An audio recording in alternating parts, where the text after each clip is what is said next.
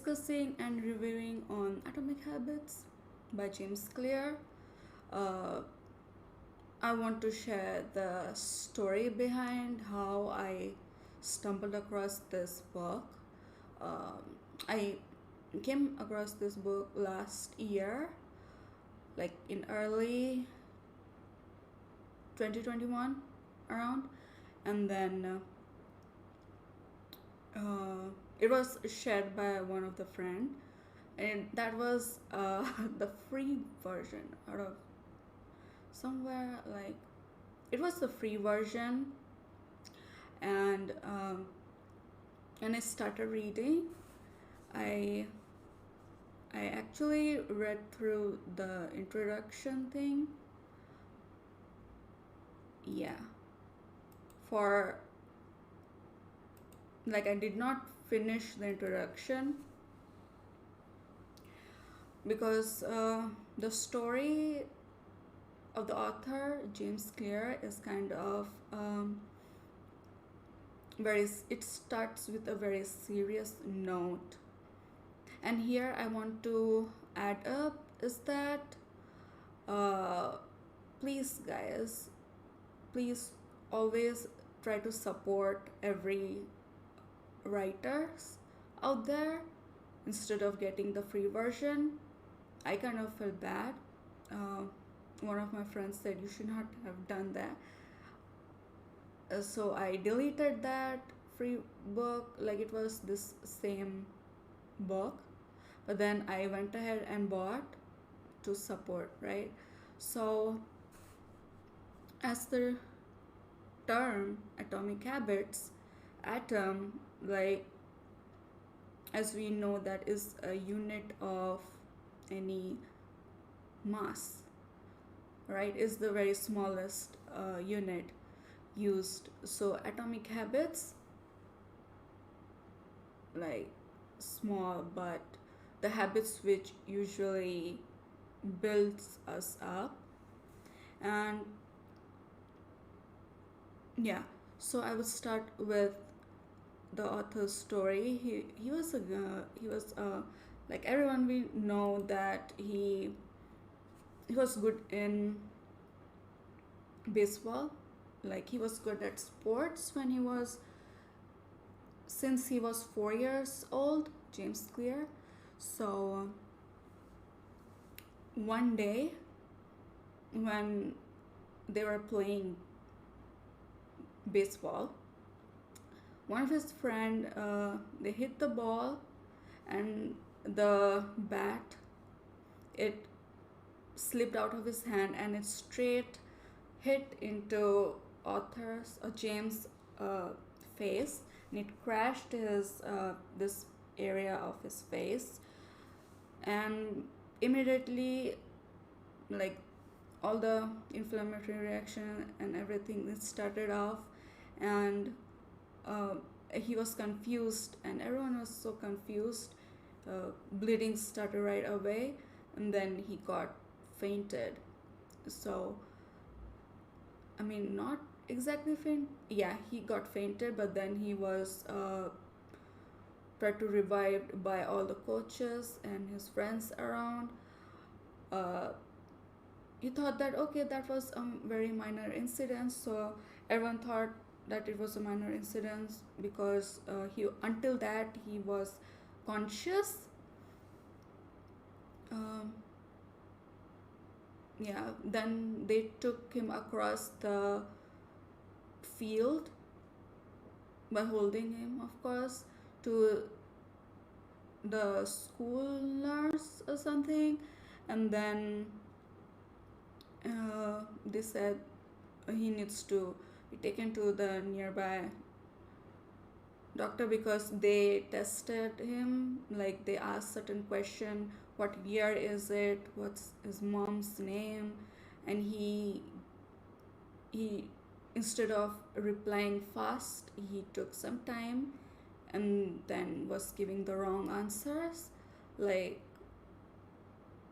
it was some year wait 4 years. He was like giving answer, like he was asked how what year is it, he answered 1998, but in fact it was 2002, and so on. I will not get into details, there's a lot of things going on. So the nurse, they thought, okay, this is a serious thing. They immediately took, I mean, before that he lost his consciousness and he had series of seizures.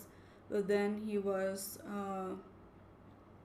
taken to the local hospital. There was not much of resources there, so he was flied like in a helicopter in a larger hospital in Cincinnati. And that hospital, his parents were aware about that hospital. Along with him, he had his mom. So few years back in that same hospital in Cincinnati, his younger sister was admitted because of her diagnosis of leukemia, but she successfully got healed from out of there. So then they knew everything, but then it goes on. They landed in their hospital, and then he was done series of tests, and they saw that there was a fracture behind the nose that connects to the brain. So there was, in medical terms, the frontal cortex of his brain was affected. So it was serious, right? So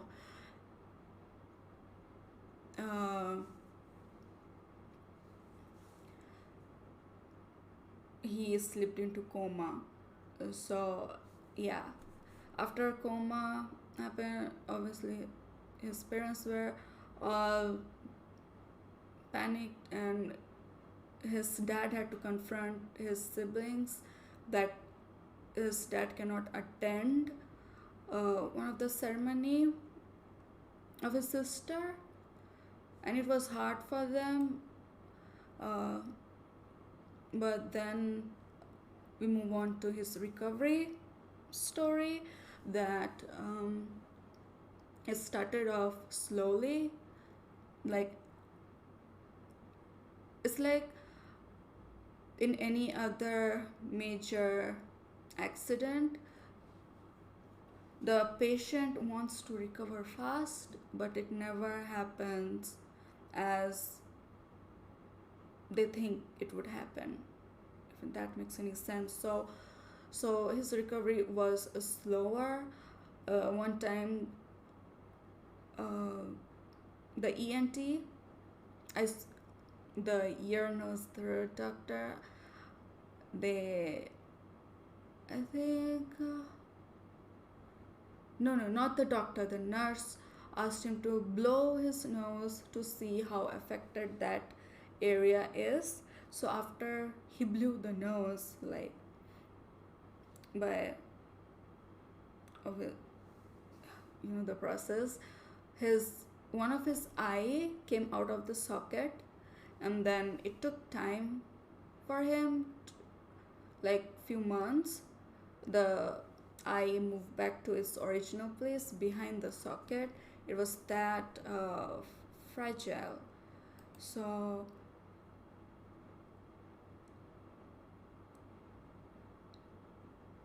yeah, because of that, he had seizures and the vision problems and stuff. So he was actively using physiotherapy for his motor skill improvements, and since he loved sports but he could not do it, he felt guilty about that is written. He became painfully aware that he had gotten so far from the baseball field. Like he could not play along with his peers or his classmate who with whom he used to play. So he was put into junior,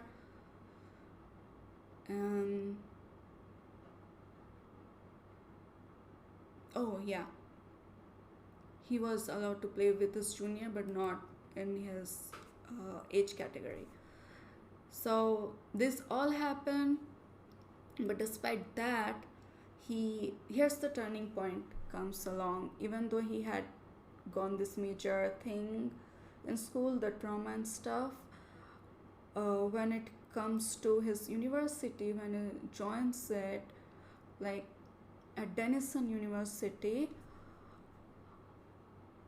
he he developed certain habits that made him a very very good student in university. uh, like he got a spot on baseball team, and then like the reputation that he lost in school, he started gaining in university because of the habit he developed since then.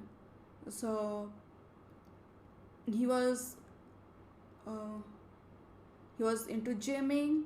He tried to focus more in his life than being distracted like any uni student. Like all of us might have been distracted, right?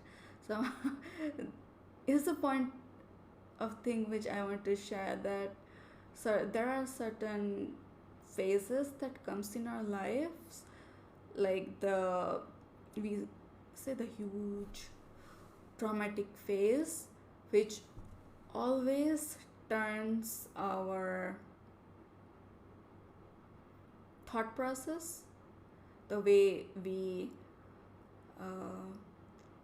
approach to things, and it brings us into realization that okay, whatever I used to do before, I need to change. I need to change everything. And there, like in his high school, he was not very good in his sports, but in his university, he became an all-rounder, like very good. Like he was named to ESPN Academic All-America team, and he in the same year, like he was listed in school record books in 8 different categories by the time he graduated. And then he was awarded with university's highest academic honor, the President's Medal. Can you believe it? But before, like last year, I could not get over his traumatic phase, because I thought, well, it's very saddening. How will I even fathom to read it? And then I just left there, and I never touched this book ever. But then in this month, as you guys know, that we conducted the podcast stream with Summer, and she mentioned about atomic habits in one of her presentation.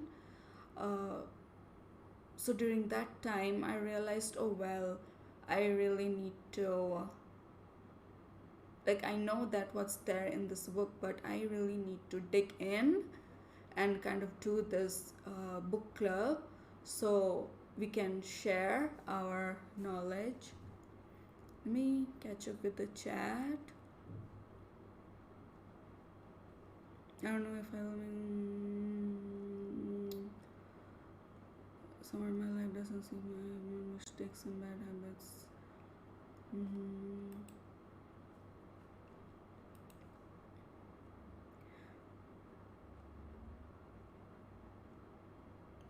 Don't know how to tell you. I just feel decide things to be good or bad and try to tell me how to change, but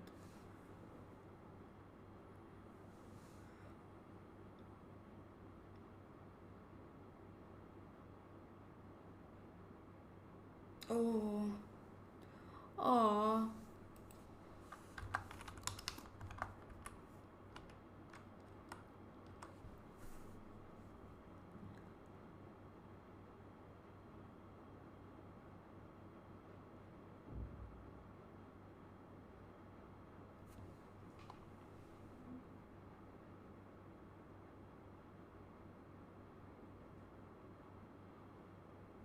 okay, it's fine, it's fine. Um,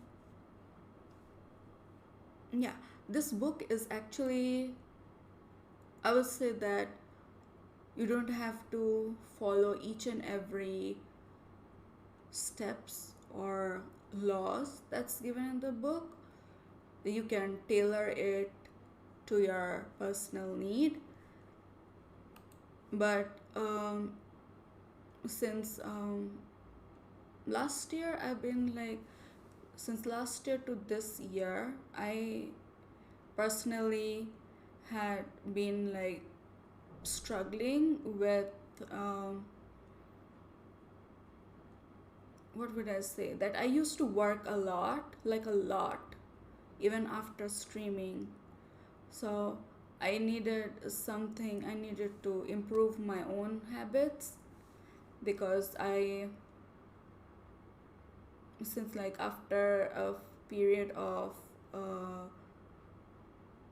working so hard, you get used to it, and when you are entitled in medical field that, oh, you are ought to, you are ought to work more than 8 hours a day, like 12 hours, and that thing stuck with me forever since my clinical years of uni, like the final 2 years of uni. It stuck with me like I need to work more than average assigned hours. So that's the reason I grinded, like I did so many hours of grind. And while doing that, I realized that I was kind of losing myself, and I was trying to focus more on the goal rather than on the process. And this is and which and I was not realizing, I mean, I didn't realize that this book actually calls out that we should not only focus our mind on goals, and rather than we should uh, focus in the process. There's a term for that. You need to focus on the system building process instead of goals. And that only happens when we have habits. And in my personal life, I uh, since last year, I never took that into consideration. Like all i all I used to do was uh,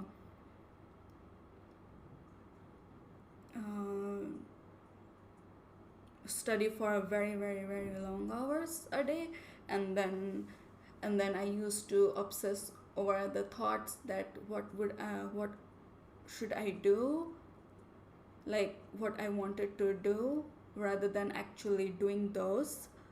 So yeah, that, I mean, those thoughts were toxic, and my life became toxic because of the way I approached it. And um, this work kind of opened my eye. Like there are other experiences though, but the habit formation, which I usually struggle with habit things because I personally was a person who never believed in habits, if you know what I mean. Like even though, like, there was no self discipline, like the normal kind of self discipline, it would be always either lesser self-discipline or over self-discipline, never in the healthiest range in my life. So while reading this book, it kind of helped to uh, realize that we should do things, we should give priority to everything in our life, and one of them is creating habits. And habit is something which we do without giving a second thought, and habit is not something which is formed innately or since birth. It's something we all can build from the moment when we decide to get something as a goal. Like we have to, like it always works when we have a specific target or goal, and then we have to work along with it. But during that time, we should not always focus on the goal and the reward, because for example, during the exam, a lot of people, lot of students, they prepare for the good result, or to get the good result and good rank or whatever it, because that thing, it drives, like um, it builds up a motivation that okay, if I get a good result, it will be very good. But then this book also states that, I mean, James, he said that we should, in order to make something as a habit, we should include that in our lifestyle, and we should not always focus on a particular goal always, uh, like a person is studying hard for a particular exam. Like I will give an example of an engineering student.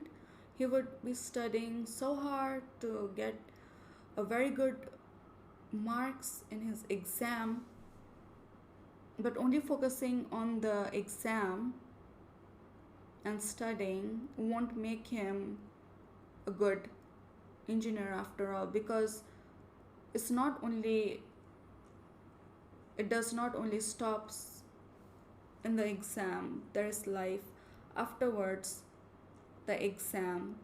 So we should build a habit, so that we can use those habits for a larger approach for our future, for the betterment of everyone, and especially when we have a specified or a specific habits which we need to do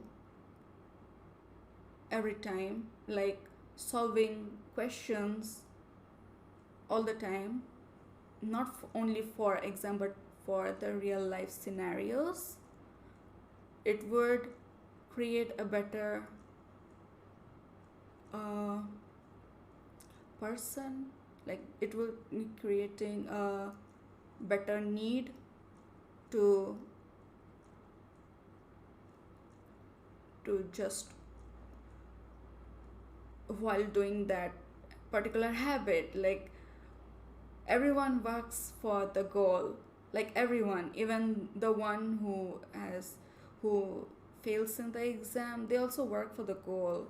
But and that's the reason of doing of this book is Atomic Habits. We need to build so that we can use it for our lifetime, not just for getting a particular reward like the exam or interview. It's beyond that. So but it only happens when our conscience is good, uh, we are always looking forward to help each other, and for that we need to um,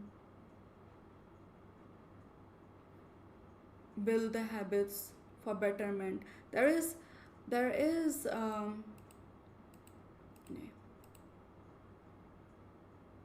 here's the thing.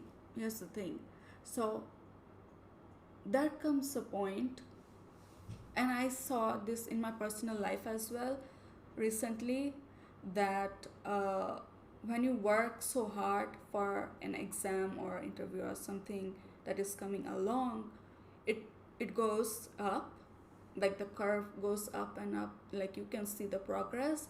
But there comes a point where the progress becomes still, like it becomes like straight line. It does not progresses, it becomes straight line. And you know what, why I'm speaking out about this? Because during that phase, the plateau phase, or when the curve becomes flat, is the point where many people give up, and then uh, whatever they were working for, the goal, it just it's destroyed. Like, so another, but I would give an example, a better example for this. When you hit a rock, when a person hits a rock continuously, he is hoping that the rock may break, but it does not break immediately. It takes time because it needs pressure. So when he hits the rock, like there is some cracks, or there will be some small rocks falling off and stuff he would be hitting. The curve is going up, and then he reaches a point where he just keeps hitting and there is no effect seen. But that doesn't mean that the hammer hitting the rock is not working. There is no effect. There is effect, but it's not visible immediately.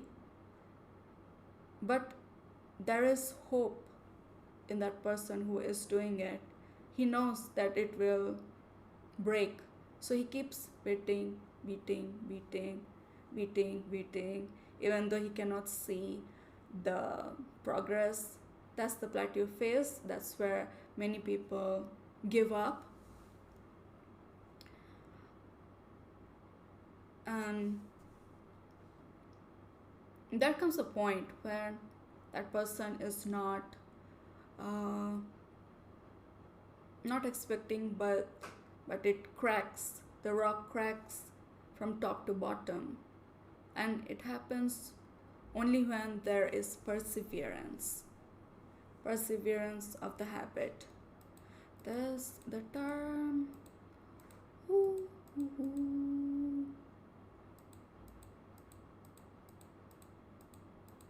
Duncan law, Duncan curve, or something, I don't know. There are curves for this. So yeah, we should not give up easily, even though we cannot see the effects immediately. I hope this makes sense, you guys. Like, yeah, it's eye-opening. And I personally was in this phase. I'm still in this phase, because in my last, like, this exam, I studied and I got result, and I then went into depression thing.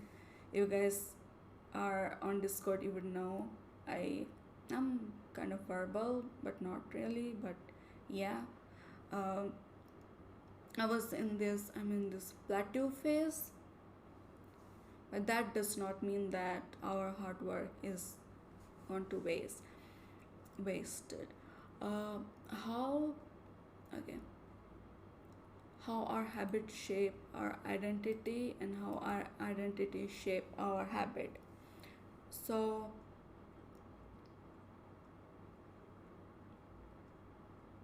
there's a three-layer behavior change.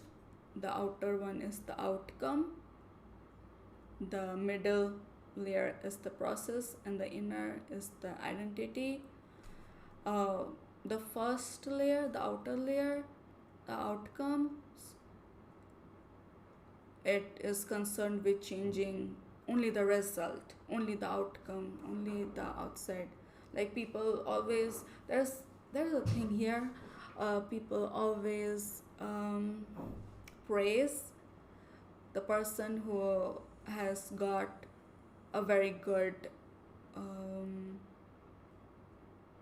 good marks. Like I'll give the example of exams here. The person who has got a very good marks, everyone like praises and obsesses about the person. Wow, they have done so good. Everyone sees the outcome, but to reach that goal, that person might have gone so many changes, like the process,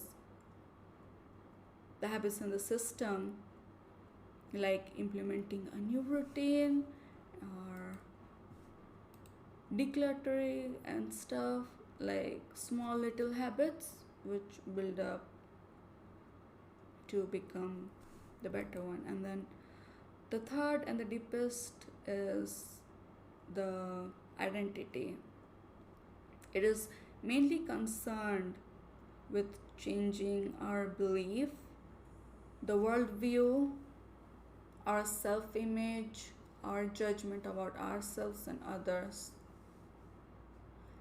Most of the beliefs, assumptions, and biases are in this level, level, are in this category. So, yeah. The thing which I took a long time to explain just before a while ago, that whatever work, we should not always focus on the goal, but it should be changing from inside and out. Like there's the outcome based habit, like from outcome to process, and then identity. That means a person who is more focused on the outcomes, they would work for it, and while working for it, like the process, they would change their identity about themselves around that goal.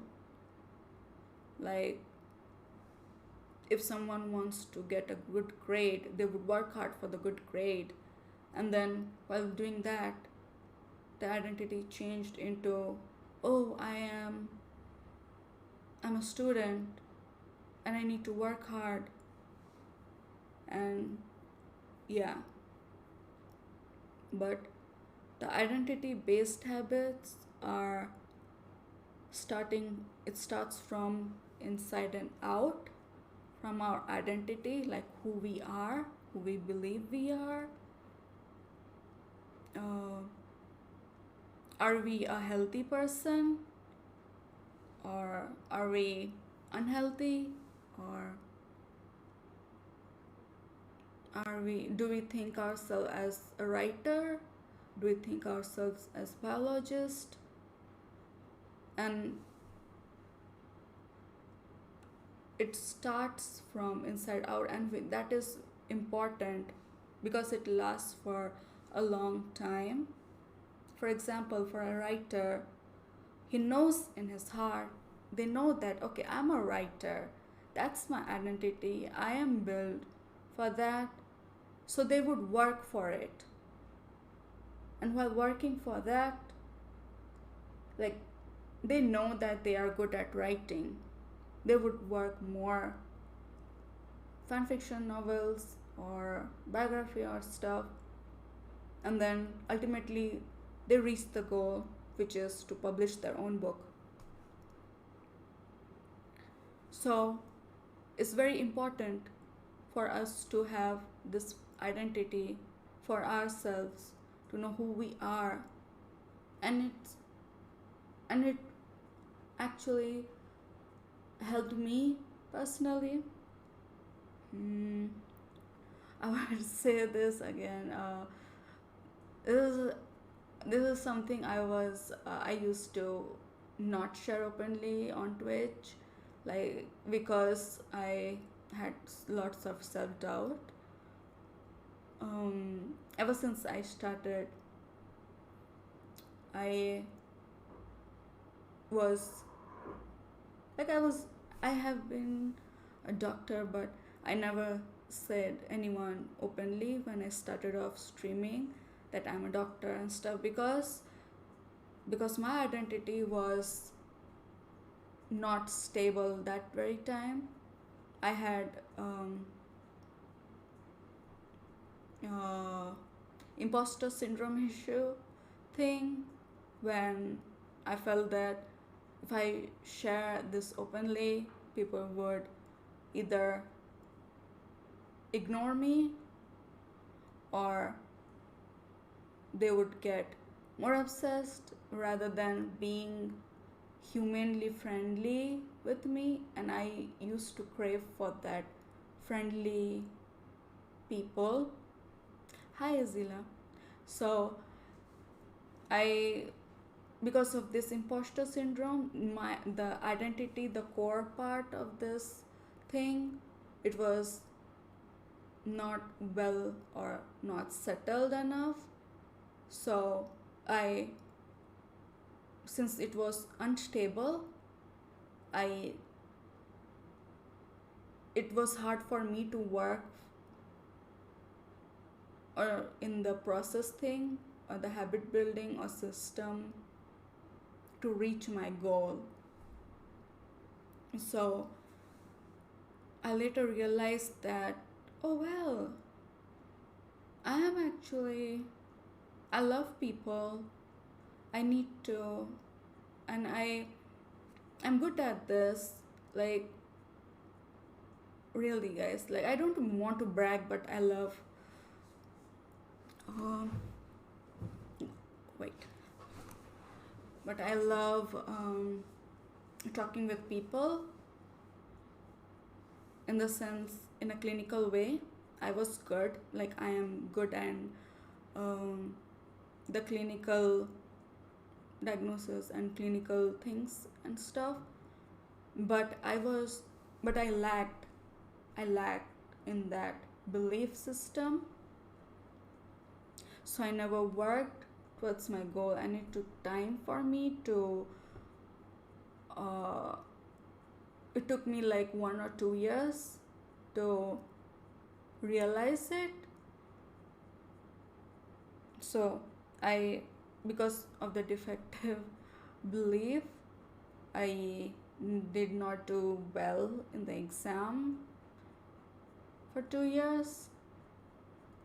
But yeah, so that's one of the example, that's kind of thing. Yeah, so here's the thing, improvements are only temporary until they become part of who you are. We need to indulge these habits into our personality. Like, the goal is not to read a book, the goal is to become a reader. When you have a goal to become a reader, when you have this identity made as that you are a reader, only that time you would be doing things automatically. What a reader does is reading a book every single day, or The goal is not to run a marathon, the goal is to become a runner. And the goal is not to learn an instrument, the goal is to become a musician. So habit works only when we change our belief system, which is around us, and we need to recognize that every single time. Here's the thing. Take an example of voting.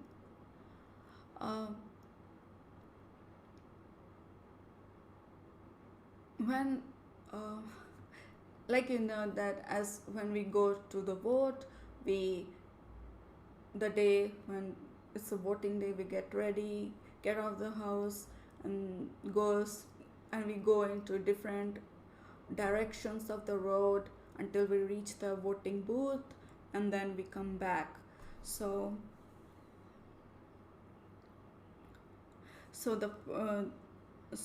the same way, our habits are the votes, so we can reach to the desired person we want to be. Like if you want to be a writer, you need to read a book, you need to read something every day, and for reading you need to eat good food, healthy food, and these all particular steps, they add on as votes to build up the person who you want to be. And similarly it goes for exercise. So we are coming into the main content of this book, the laws, the simple steps on how we can build a better habit.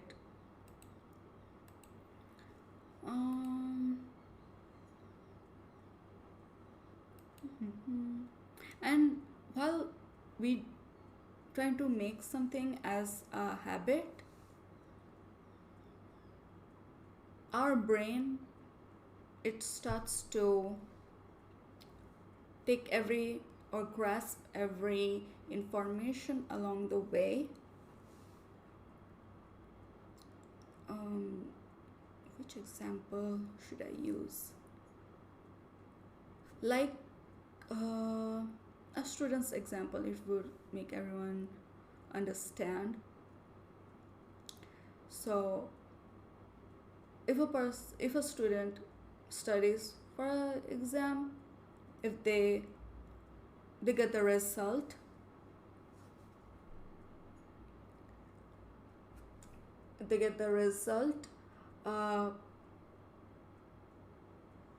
they see the paper, which all question they have the correct answers and which all questions they got the wrong answers and stuff. So the ones which they are wrong, our brain, it usually used to identify, okay, this is wrong, we should not focus on that particular answer for next exam.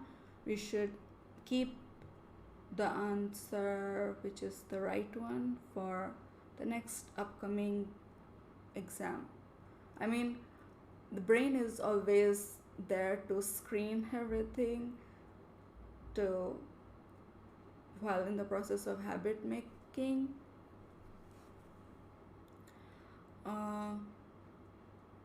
So while building a habit, you need to, that's the one of the reason we are advised to solve previous year's questions repeatedly as a habit. It will build up a habit for our brain to recognize which are the correct answers and ignore which should be the wrong answers. So it's very important for our brain. And how to make it obvious? I mean, there are four laws how we can get better with our habit. I will share the cheat sheet which came along with this book in Discord book club channel, because it's something which we need to know.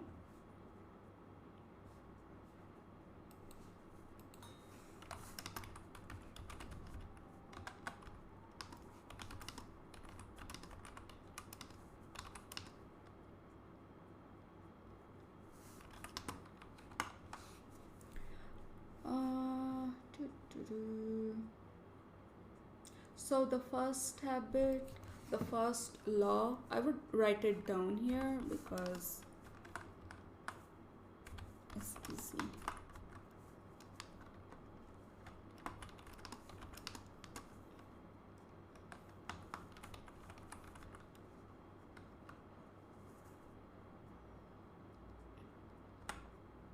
The first law is make it obvious.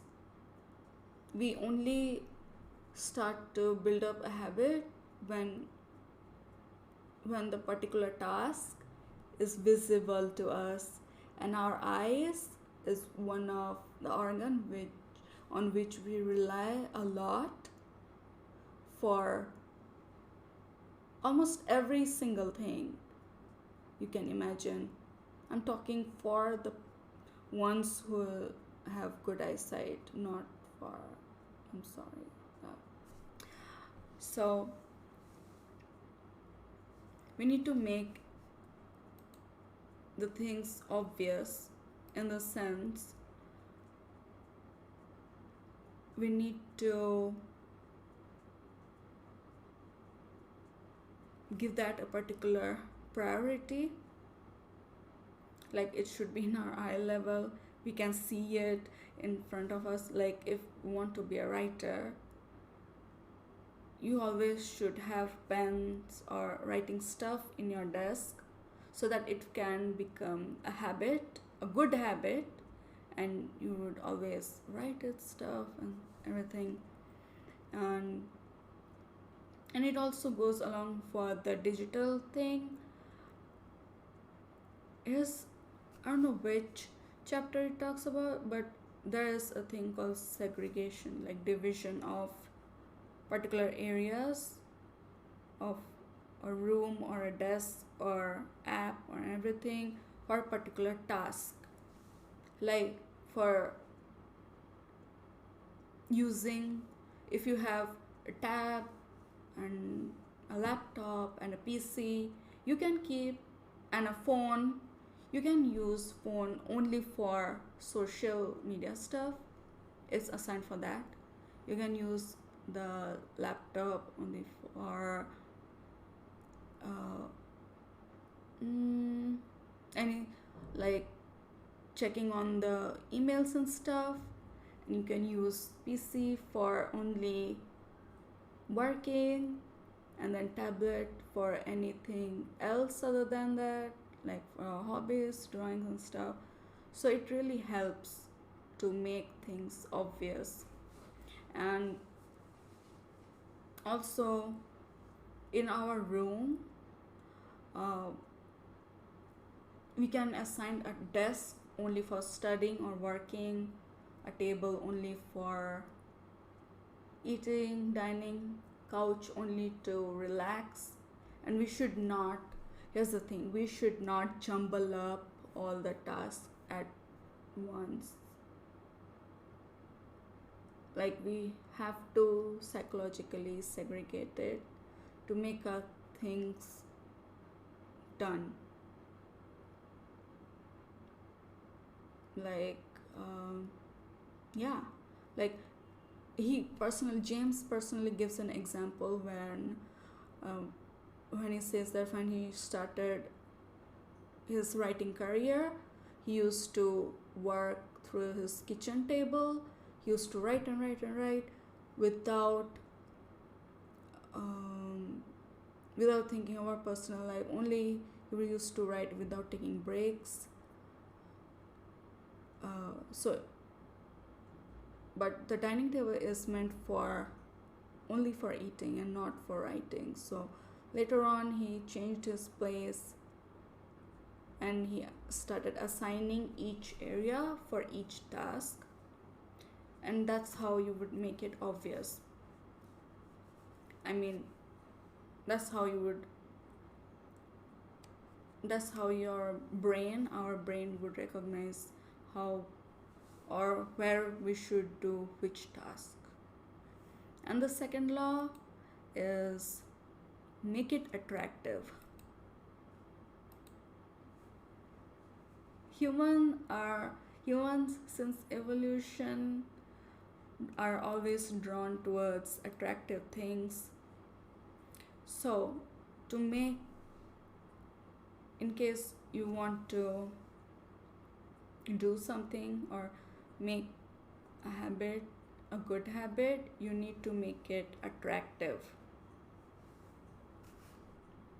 One of the example, like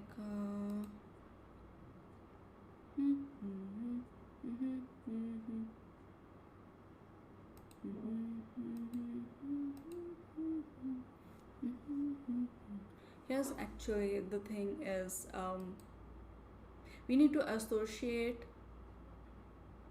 our task attractive, like gamifying them, and this is how it works nowadays.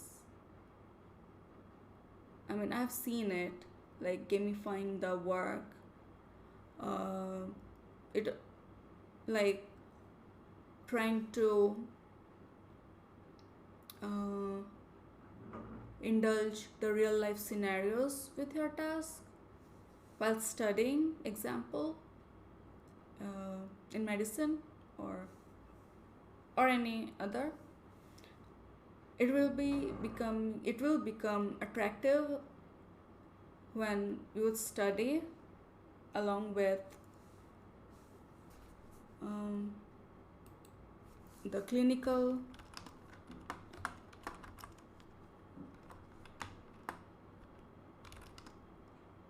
approach.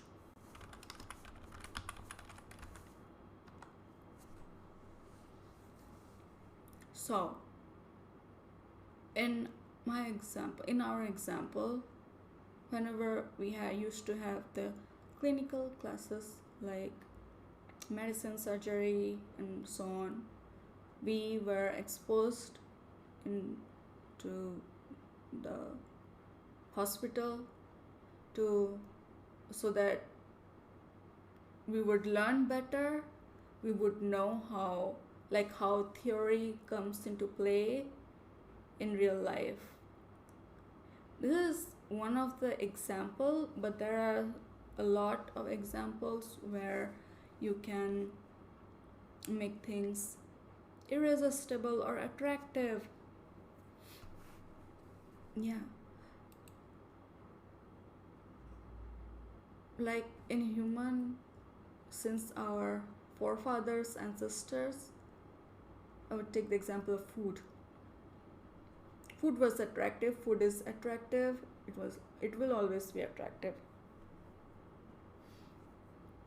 So the goal was to fetch the food or preying on animal or getting something during that time. So why human would get attracted to the food? Because it gives now here comes the main part, it gives the satisfying feeling after having it, and that's why it makes it irresistible. There are a lot of example on that, like food, and I'm not saying it here because this is kind of, or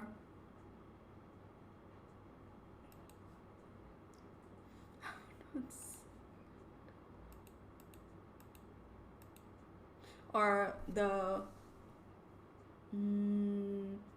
when we go to the shopping center, there will be mannequins, and that's how the marketing thing takes place to get the customer to buy that clothes which is hanging on a mannequin with exaggerated body parts, and that exaggerated body parts make them attractive, and boom, you buy that dress or shirt or anything. So here comes the role of hormone called dopamine. Dopamine wait, the habits which we often do or happens are dopamine driven feedback loop. Yeah, dopamine driven. Dopamine is a hormone which is neurotransmitter basically released in our brain. It gives the sensation of pleasure, satisfaction. Like, it only happens when we think about something that we would get that particular reward, and or before that, when it releases when first time we are getting a particular reward. Oh well, I forgot about, oh my gosh, I forgot about these. I almost forgot about these points, which is very important, of habit formation.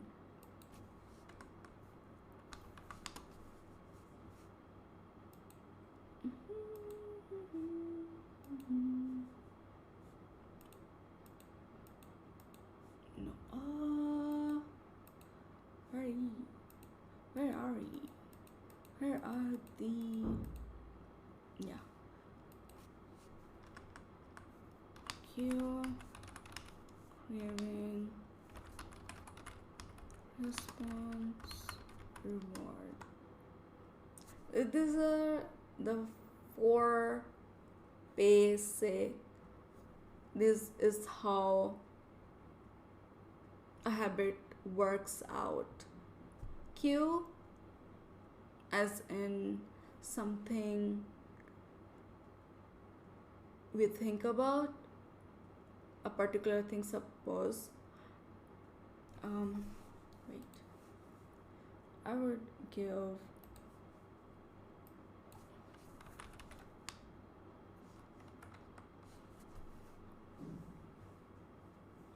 cue is generally a signal which leads us to our goal, that is the reward.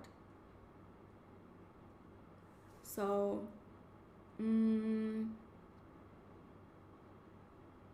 for exam, the cue would be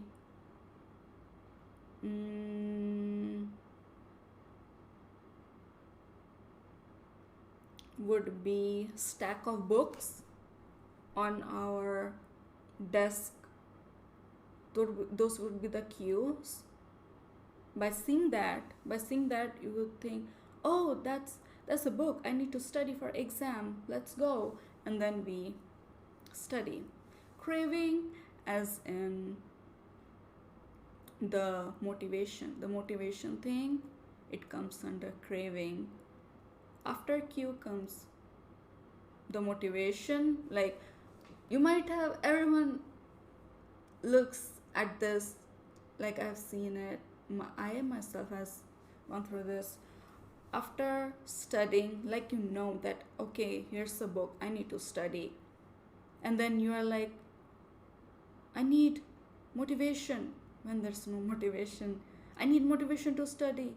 So you start looking up for all the resources where you can find motivation, the motivational quotes, or friends, everything. A craving, to build that craving so that it may lead to the response. Response is the way, is the reading part, the studying part. and reward is after the exam. If you get the good marks, you will be rewarded. So these four are the basic process of a habit. Yeah. So then comes the third law.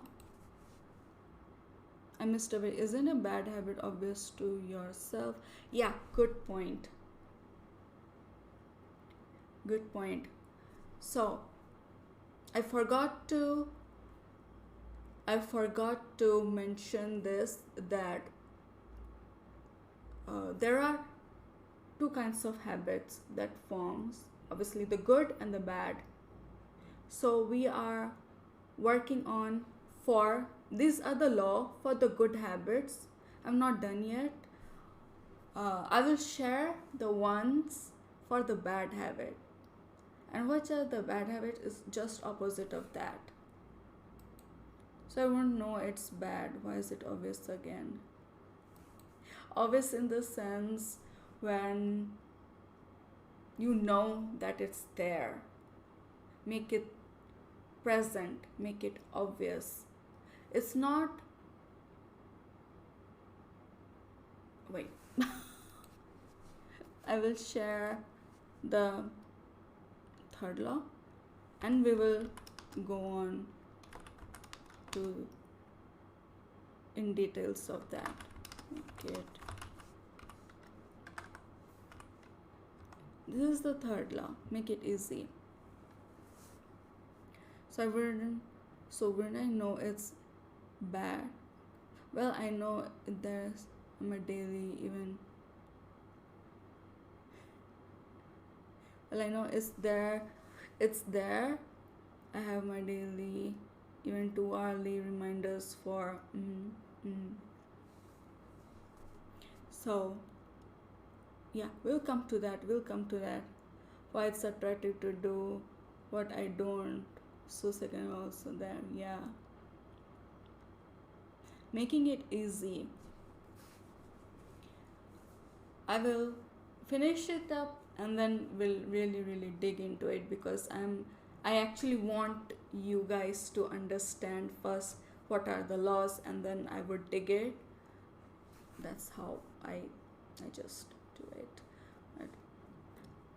One of the example that is which I came across this, the third law, make it easy, which we all know in our daily life, is Pomodoro. Pomodoro is something which makes tasks easy. Like it's supposed to make tasks easy. As in, if you want to be a reader, you want to keep it continued. So, Pomodoro, it makes it easy, like dividing and short intervals. Here's another thing. When someone wants to, I will give the example from here. When someone wants to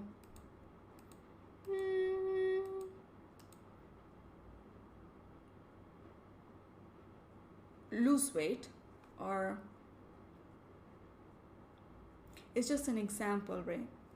If someone wants to lose weight, their goal is to lose weight, but at the same time it's very overwhelming, like how can they do it all by themselves in a first approach. So how do we make it easy?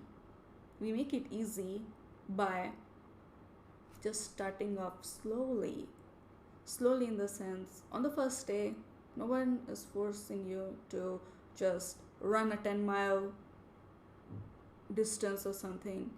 Just go ahead, tie your gym shoes or running shoes and go out for 5 minutes, 10 minutes, and just come back. You don't have to work. It's just it is there, this law is there so that it would reduce the feeling of overwhelming, so we can do what we need to do.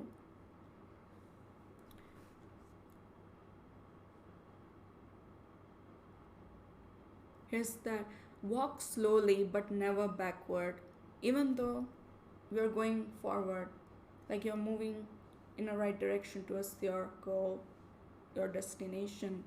Keep on moving.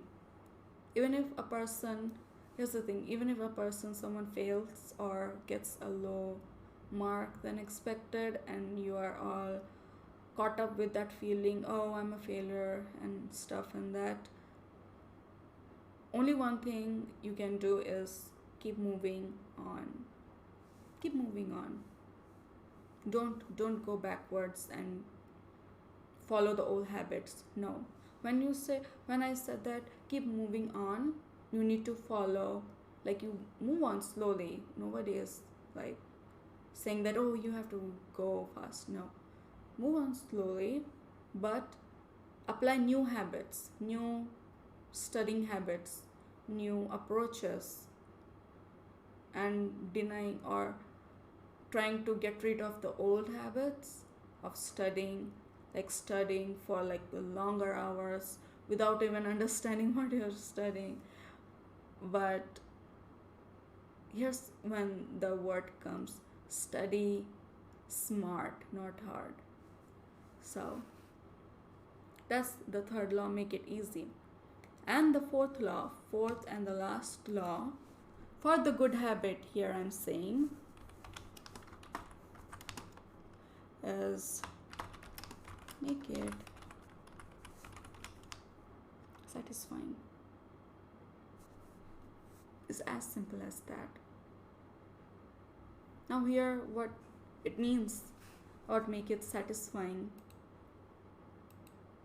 Don't keep on grinding until you reach a goal without rewarding yourself in between. Like when you got to do homework in the particular night, it doesn't mean that you would continuously be working on that particular homework. Here's the term: the homework is the goal here. You're continuously doing that without taking rest in between, or listening to music and stuff, but make it satisfying.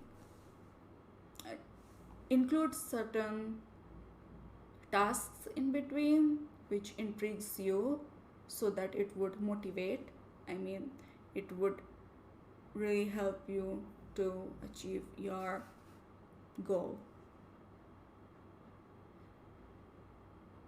Yeah. And here is one of the point which I wanted to share under this make it satisfying thing.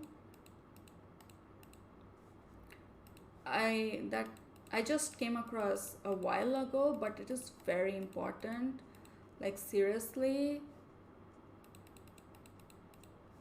And so a person never, I would not say a person, wait, a task, alright, a person, only when a person cannot get into the goal is because he has come under this umbrella of boredom, not failure.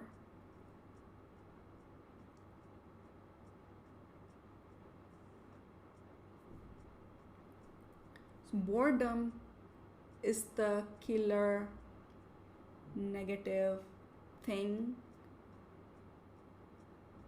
when building a habit. It's just drop dead, killing, destroying, destructive habit. Destructive feeling is the boredom. So a person who is working for their exam while in the process, if they get bored, they say, "Oh, I'm bored from studying." That's the that's not one should be looking for. Like if you're bored, you cannot just stay motivated or disciplined for to achieve the goal. So that's the reason what it means when it comes to make it satisfying. One of the reason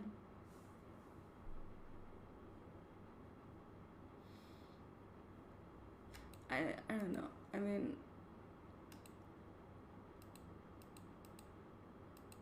yeah. So we need to insert certain rewards in between. Like when you do homework, please go ahead after a particular chapter or a particular paragraph or particular page or completing at least 5 pages of homework, go ahead, reward yourself with an ice cream or a drink or a pizza. Don't just keep grinding and grinding, thinking that, oh no, I don't deserve to get rewarded now. It will just drain you out. That feeling is, I'm saying it because I personally was and have been a victim of that. And because of that, I used to feel that I'm dried up from every area of my life.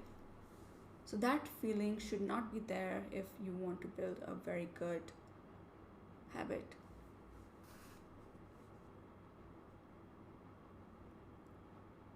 So, if make it obvious, make it attractive, make it easy, make it satisfying are the good habit laws. The bad habit laws are totally opposite of that.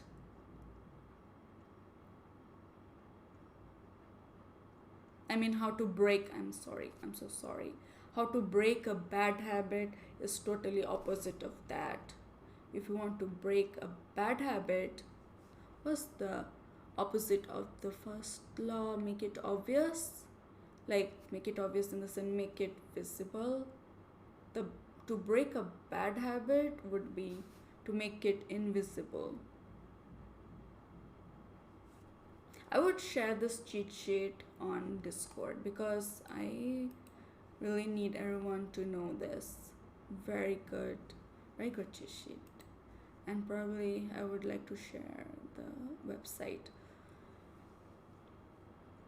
The second law to break a bad habit is make it unattractive. The third law is make it difficult, the opposite of making it easy.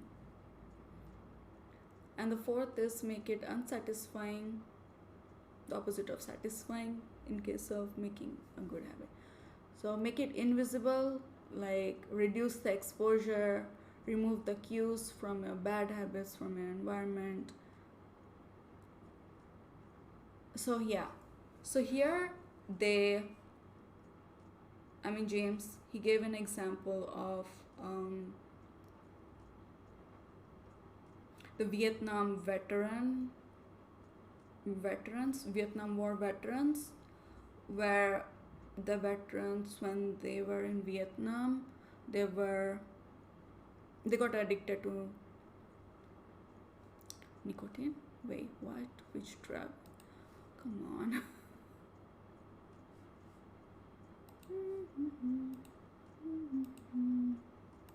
They got addicted to drugs. Yeah, I would say the drug. So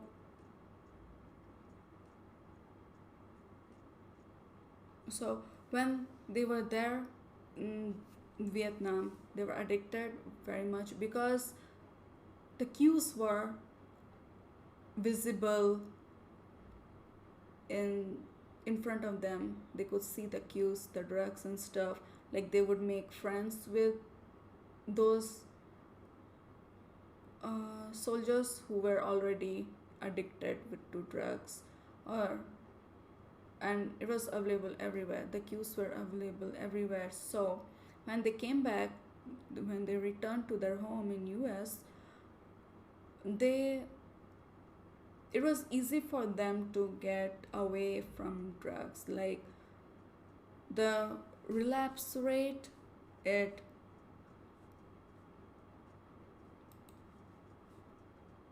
it was way beyond than the doctors they expected.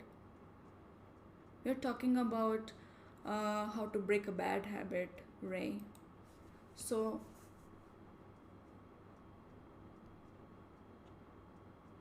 the first law of the how to break a bad habit is to make it invisible, like is to make it non-obvious. It only happens when we reduce the exposure. So in Vietnam War veterans, when they came back home, there were no drugs available in front of them. So it was easy for them to get rid of that drug, and hence it was easy for them to recover than one would think. And the second law, to break a bad habit, it make it unattractive, not attractive. Reframe. By reframing your mindset, highlight the benefits of avoiding your bad habits. Like how to break the habit of smoking. You should make it unattractive in a sense. That's what health professional try to do it. Try to make it unattractive by telling or counseling about how the smoking affects your lungs and how your lung would look like this and stuff. So make it unattractive and make them think that this is not good. For long run, you would miss out on many things and stuff. And then the third law is make it difficult. Make a bad habit difficult to do. It says that increase friction, increase the number of steps between you and your bad habits. Use a commitment device. Restrict your future choices to ones that benefit you. So one of the things which we try to break a habit of, like watching excessive television, or you need to increase the friction. Here's the example given, that one guy who used to watch Netflix because he loved Netflix all the time, but at the same time he needed to work on his health or weight loss thing. Here's the thing, there's a term called stacking.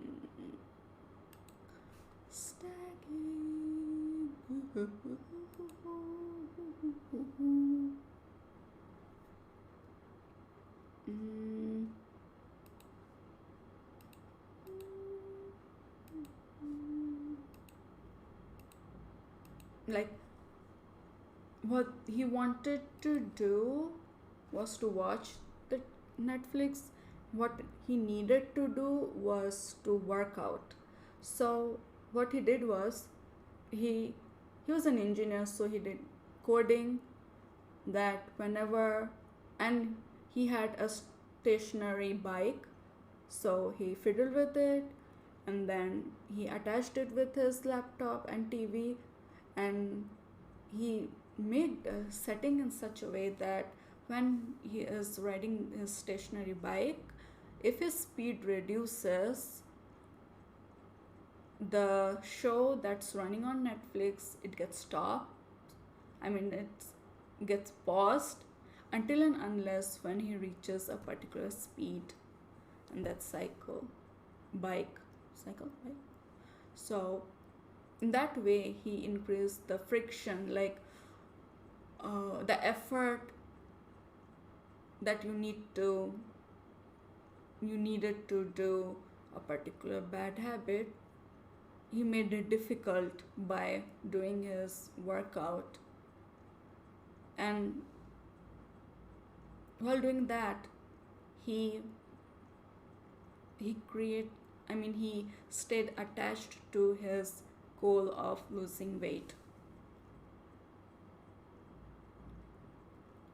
And then the fourth law is make it unsatisfying. And here, this is the one when I was smiling, big smile when I was reading this. This is why making it unsatisfying is what we do here on Twitch and YouTube and every streaming platform, is when is talking about study streamers that I got reminded of. Thanks for the follow, Lemon Said.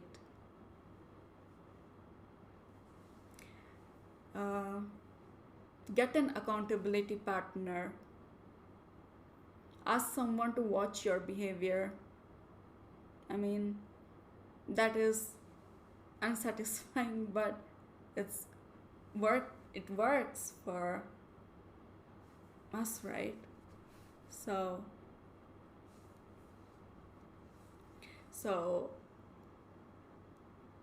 to break a bad habit of not studying is by getting accountability partner. We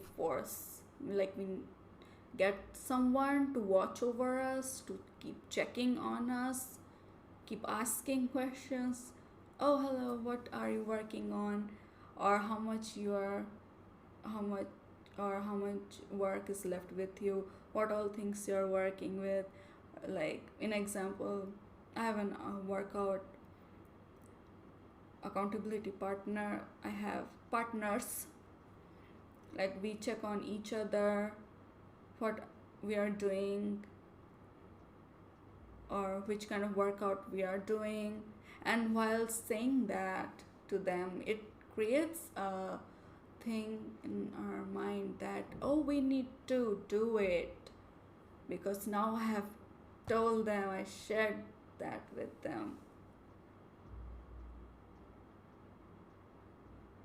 So yeah.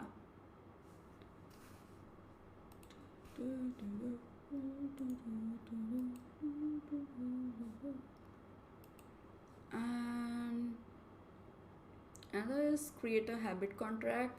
Make the costs of your bad habit public and painful.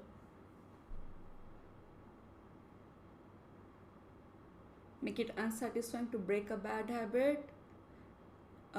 One thing we know is the therapy center or rehab centers.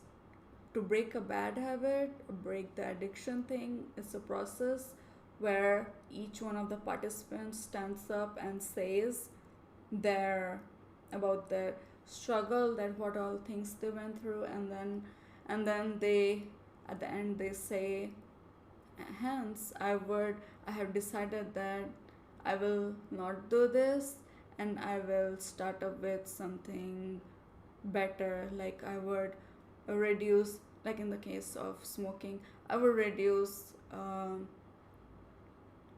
cigarette of I reduce smoking for like 2 days. 2 times a day instead of 5 times a day or something like that. So by making our bad habits public, it becomes painful for us. It becomes like, it brings us that feeling of, oh well, I'm exposed, oh well, I need to improvise in that. And yeah, I would be sharing this cheat sheet in study channel right now, probably. I want to. Book club. In book club, I will.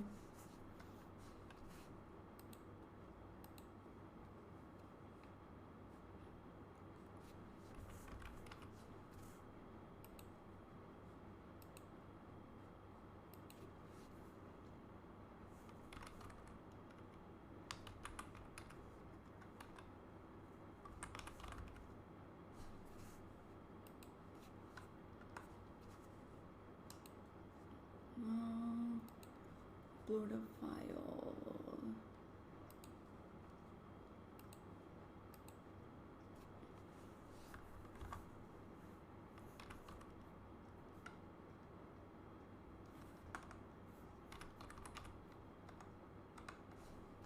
Yeah, you can download that cheat sheet and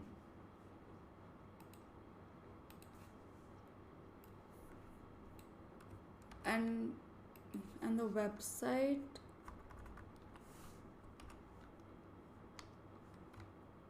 Doo-doo.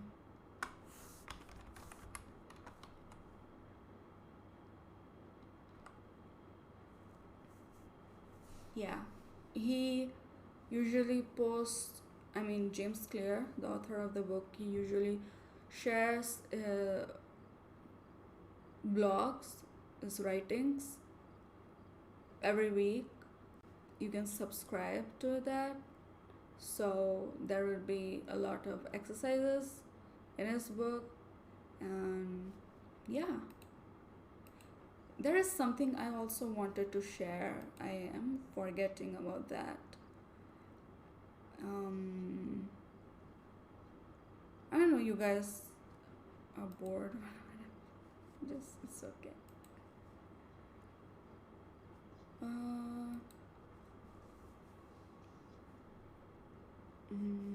There's something I was going to share.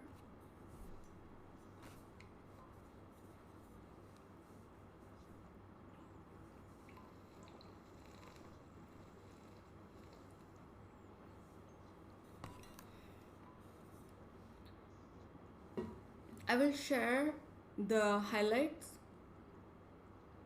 of this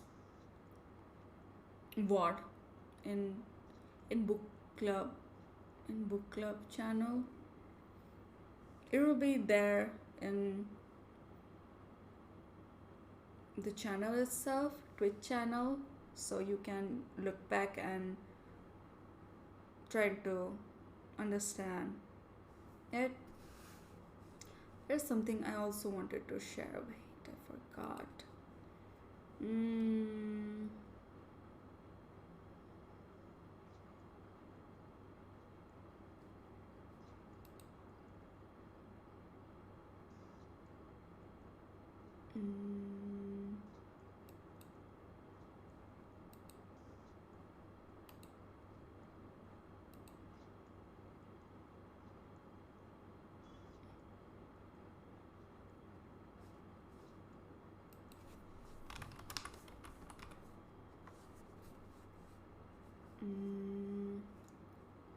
Right.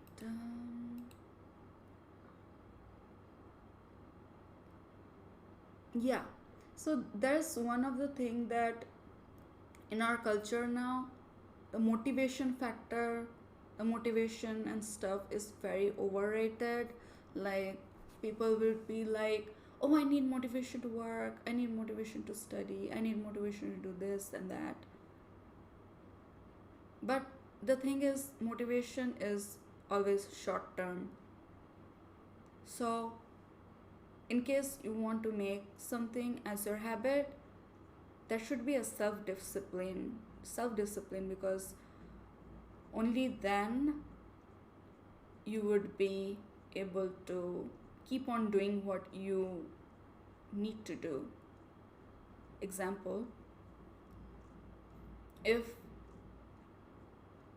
like, I'm taking one of the thing of discussion which I discussed a while ago, that the identity based habit, in that it goes on from our identity to process and to the goal or outcome.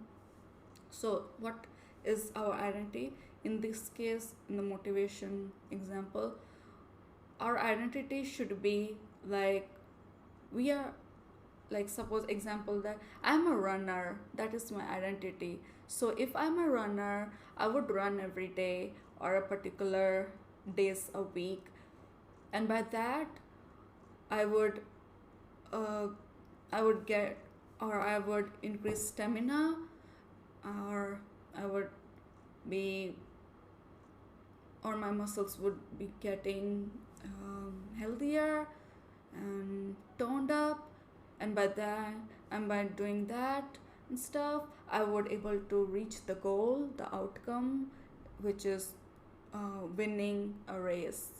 So motivation only works, I mean, it works like always in a short burst, but it, to keep it stable, to keep your good habit stable, you need to be motivated.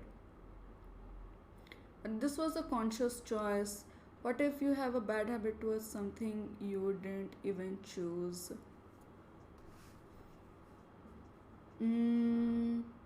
Example. Wait. Oh.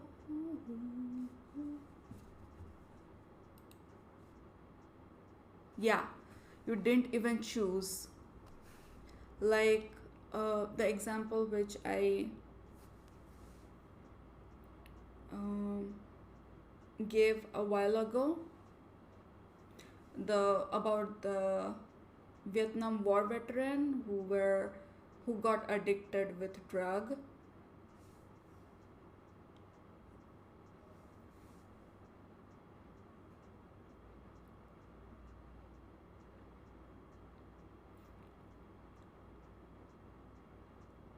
So when they got addicted with drug, I'm coming to that. When they got addicted to drug, like, they, how did it started? They never started off thinking that, oh, I want to be an addicted to this drug. But the thing is, why a bad habit starts off is when there is excess of wait, how do I say this? It started when the craving factor of our mind is fed up, like, is when we feed our mind's craving factor. So it works, every habit goes on with along, it follows this particular pathway. Every habit, good or bad, cue. So in case of diabetes, well, so it depends which diabetes.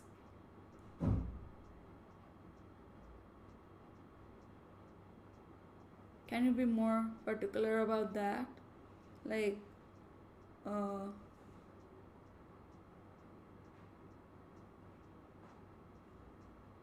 also, okay, chronically, like, are you, or the adipositas, the obesity, the type 1. So the type 1 is not a habit, first of all. So it's, we all know that type 1 and type 2, the type 2 is, it mainly develops from a bad habit. Type 1 does not. So the Q factor here, which the example I was giving of the Vietnam War veteran, the Q was that they were exposed to a lot of exposed to a lot of people who are surrounded with drugs, or they used to use drugs, but then craving happens when the brain, it always work when, okay, cue and craving always happens when the person is previously exposed to that particular behavior before that, and then the response would be taking that thing, the drug, and the reward would be, wait, no, but for type 1 you have to share about the sugar stuff. If you don't do it, bad habit. Like, don't inject yourself, really bad habit. Don't check your sugar regularly. It's more of a behavior. First law, your bad habit is there.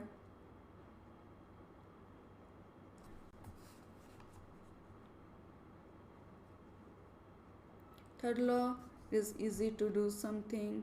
You can even use your phone to check. Second law, do it attractive. You know what the health issue would be. It would be real satisfying to do something about it.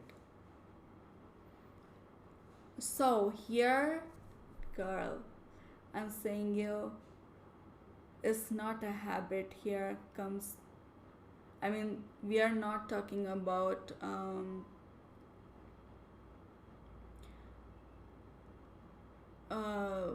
a particular health issue. Wait, I need to, yeah, so how to break a bracket. I'm trying to say it in an easy way.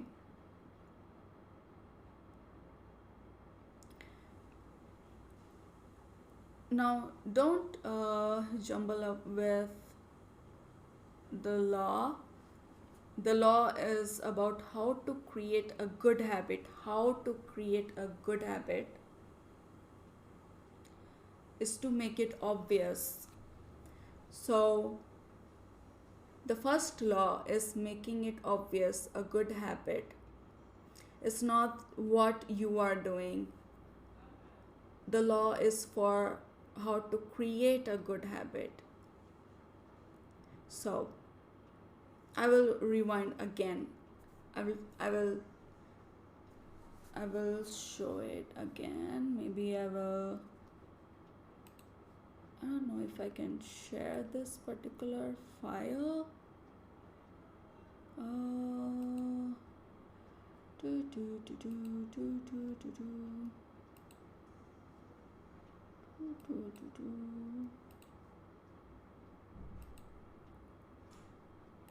Window. Wait, am I? Yeah.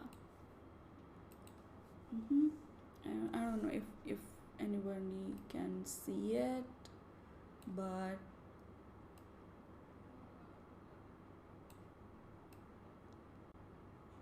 I don't know.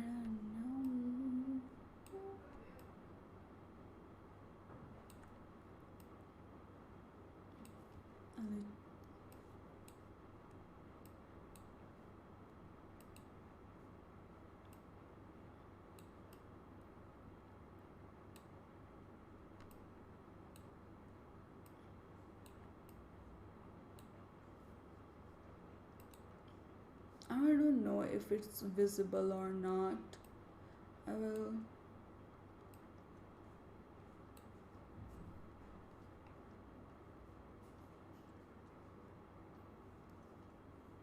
Yeah, you were busy. So, how to create a good habit? Is it visible? If not, I will share the PDF on Discord, don't worry. All that. So, make it obvious. The first law is making it obvious, a good habit. If you want to break the bad habit, which is not doing something which you should be is by filling out the habit score.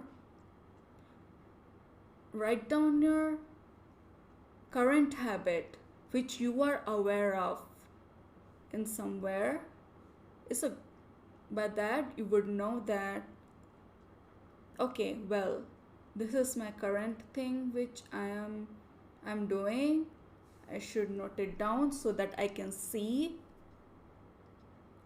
And while doing that, like suppose not studying or not doing particular thing, you need to score by minus or plus thing.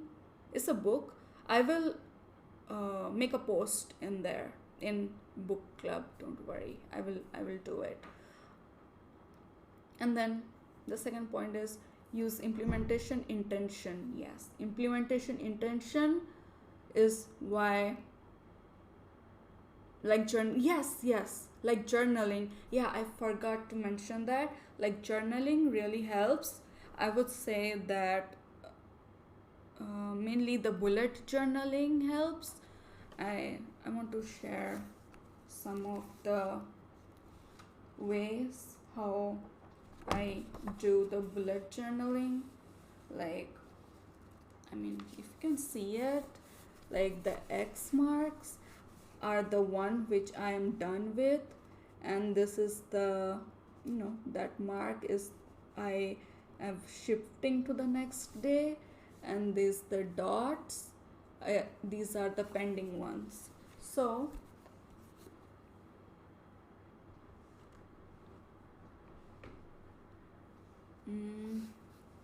going in and saying, wow, I've been studying for like 10 minutes today, I did really good. Yes, like, yeah, you need to reward yourself during that time as well. It's very important to make it satisfying. You need to reward yourself, like drinking checker. Yes, you need to write it down and build a scorecard, like plus or minus kind of thing, not the 1 2 3 plus or minus thing. The good ones which you want to keep, mark a plus on the side of it, and the ones which you don't want to do the minus on the side of it. And use the habit stacking. So here I wanted to share this thing, habit stacking.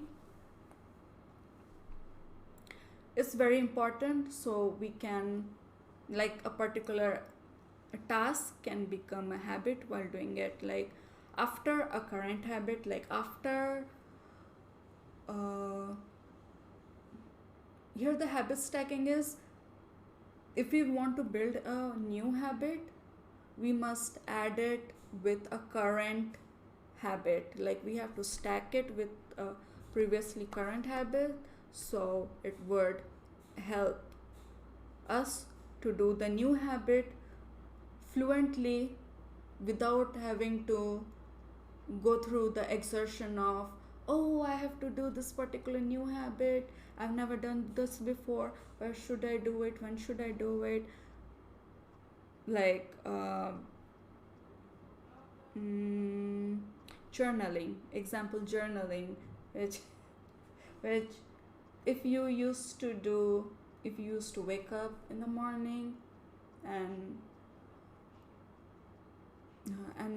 do the meditation or something, you add the new habit or new task, journaling, just after meditation. So always use this particular term while journaling as well, or while making note that after meditation I will do journaling. And then this becomes more obvious.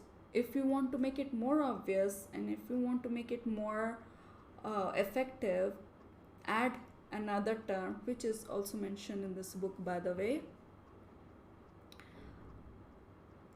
After meditation, I will do journaling at the time and place at around 7 a.m. in my desk, at my desk. Like assign the time and place. By doing that, you would do it. Do it before you go to bed. I mean, yeah, whenever you can, you do it. It's up to you. I'm just giving the example. I'm just giving the example. Yeah, so I wanted to use this term, the temptation bundling, the one which I shared when a guy who loved watching Netflix, but he also needed to do a workout. So he did the temptation bundling by pairing the action of watching the Netflix along with pairing the action of him doing cycling.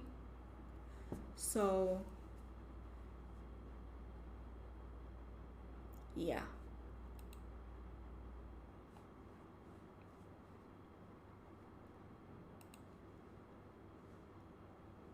Yeah. And then make it attractive is one of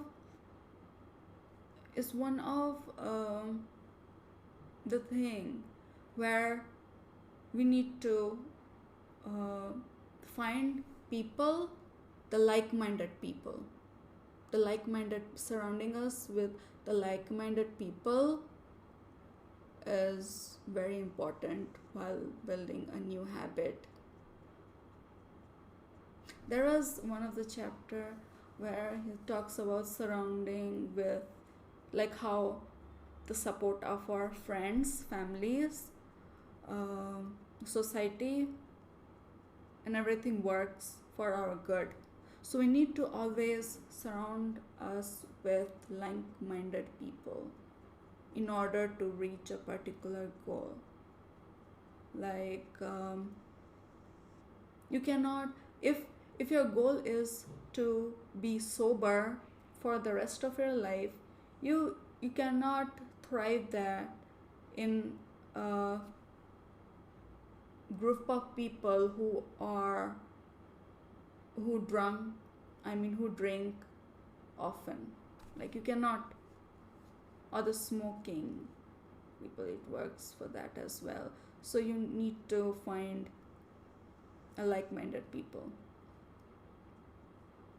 Make it easy, like decreasing the number of steps of how,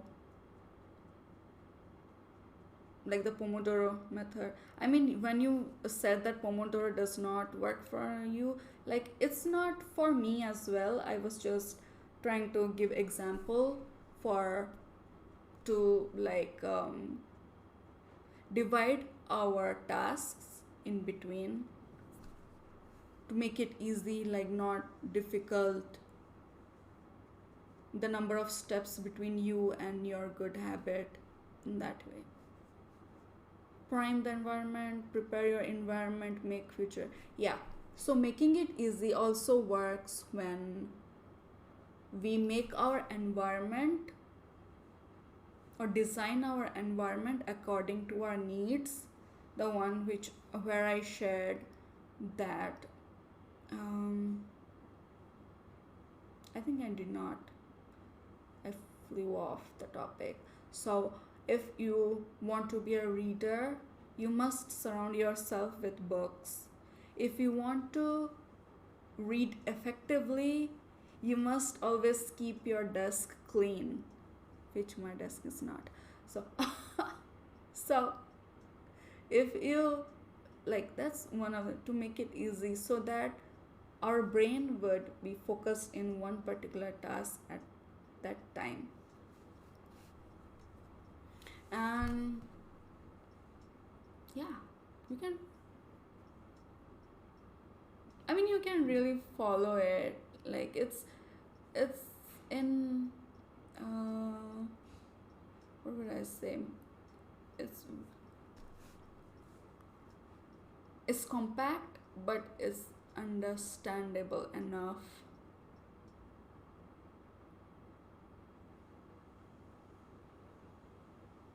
and the one making it easy, like downscaling your habits. Like if,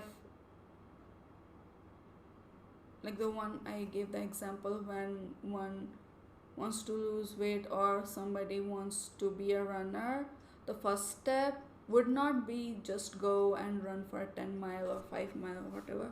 Would be the first one would be, which is very difficult task, it would be tying up the running shoes.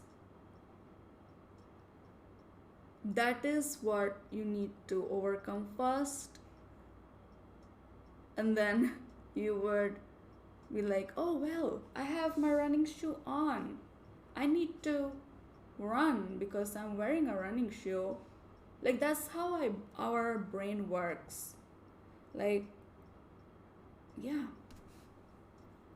Then one of the reason why, like in my example, when I started off with, like, during study stream, I added this new particular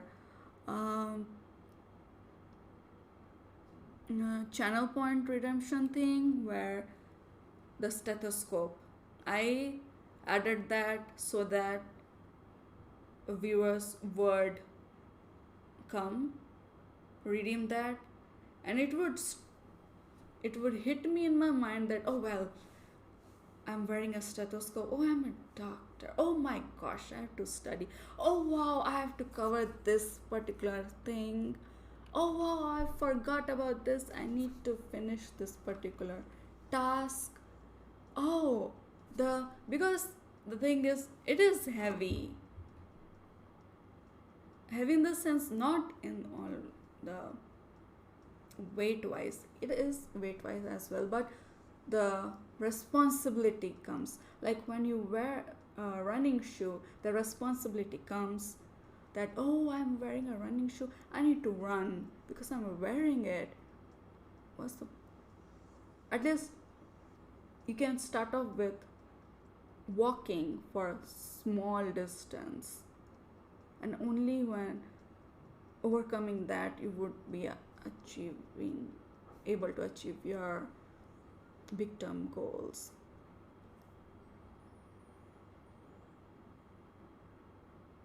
Yeah. Automate your habits, invest in technology and one time purchase that lock in future behavior. Automate your habits. Yeah, so we need, it happens when you associate one new task with one of your old behavior, it becomes automated, and it just goes around like, oh it's always been a part of your behavior or habit. Like journaling here, I gave it may take time, but it would be, yeah.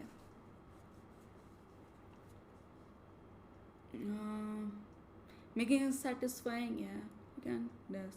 And then, yeah, how to break a bad habit, reduce the exposure and stuff, reframe your mindset, and those everything. Whew. So we are almost done for the book club. I hope it makes sense, because I tried to compact, put everything compact in like 2 hours ish by now. I may have missed out on some points. It was so interesting. Thanks for sharing. You're welcome.